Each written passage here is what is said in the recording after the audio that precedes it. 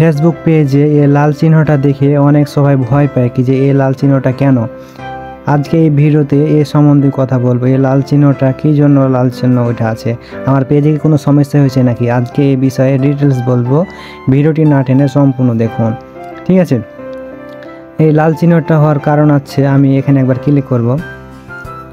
Click করার পরে এখানে দেখেন নোটিফিকেশন আসছে।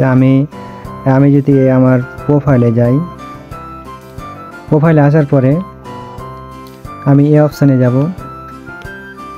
এই অপশানে আসার পরে এই যে দেখেন এগুলো হচ্ছে নোটিফিকেশন আসছে এবং নোটিফিকেশন অপশানটা কিছু চলে গেছে, ঠিক আছে। আমি আবার এখানে যাব প্রোফাইলে আসার পরে দেখেন এখানে তবুও লাল চিহ্ন আছে, ঠিক আছে। আমি আবার এখানে ক্লিক করব। ক্লিক করার পরে এই যে দেখেন আবার দুইটি লাল চিহ্ন মানে নোটিফিকেশন এসছে, ঠিক আছে। আমি নিচের পেজে যাব।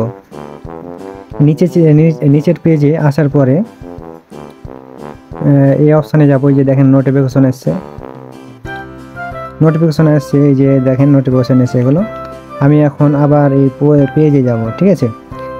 এই পেজে আসার পরে দেখেন এটি আমার আরেকটি পেজ, ইব্রাহিম ভাই 9.3। আমি এখানে আবার টিপ দেব, ঠিক আছে। টিপ দেওয়ার পরে এই যে দেখেন আমার প্রথম পেজ ইব্রাহিম ভাই 9.2। আমি এখানে আবার ক্লিক করব। ক্লিক করার পরে দেখেন এখানে একটি নোটিফিকেশান এসছে, এই নোটিফিকেশানের উপরে ক্লিক করব। ক্লিক করার পরে এই যে দেখেন নোটিফিকেশানটা এসেছিলো এবং আমি এখানে ক্লিক করব। আবার ক্লিক করার পর আমি পেজে যাব। আসার পরে দেখেন এই চিহ্নটি, লাল চিহ্নটি আর নাই।